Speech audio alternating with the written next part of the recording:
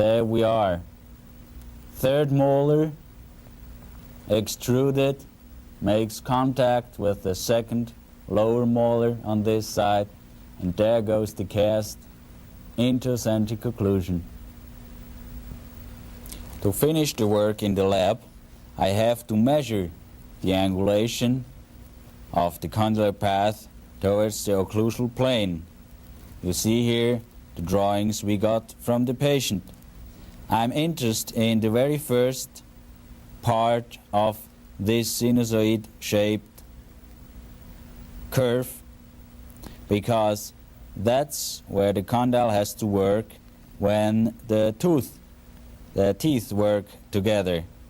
So I now draw a tangent line to the initial part of the condylar path and measure it in degrees compared to the occlusal plane, which we said was parallel to the horizontal line of this registration card. And I get here about 48 degrees. I do this for all the readings I had and do it also for the other side. Now, these 48 degrees for the right side are not quite correct, because on the patient this means that we had 48 degrees for the occlusal plane against the condylar path. But as we registered the condylar path, we had to open the patient's mouth a little bit because of the registration device. Now, as we open the mouth, these two pointers become more parallel. As you open, the more parallel they become, so the angle becomes more acute. It's to say the reading is a little bit too small.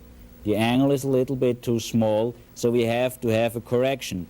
And for the distance we get in this angulation from here to here in this triangle, we can make this factor. It has been calculated for 1 millimeter of opening. You have to add a half degree. So for Monica's reading we have to add 3 degrees, because the opening while we did the registration was 6 millimeters.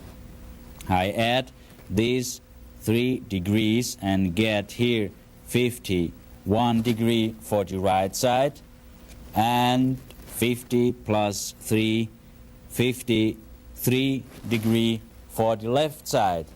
These readings I adjust on the articulator.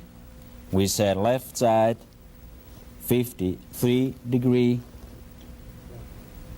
There we are. And for the right side we said 51 degree.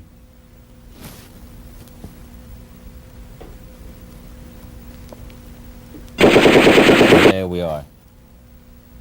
Now all is set for the occlusal analysis, but I don't want to go into further details of the occlusal analysis.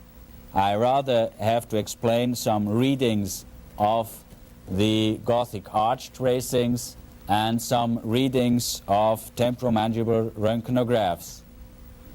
In this X-ray you notice that the gap between the top of the condyle and the bottom of the fossa is rather large.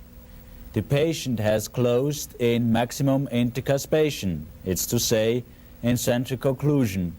Now with the central registration device in C2, you see that the condyle entered the fossa and is now centered.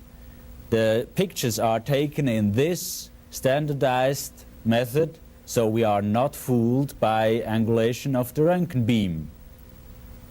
In this situation we had the condyle in the centered position, in the midmost and uppermost, and the very apex of the Gothic arch is this centric relation position.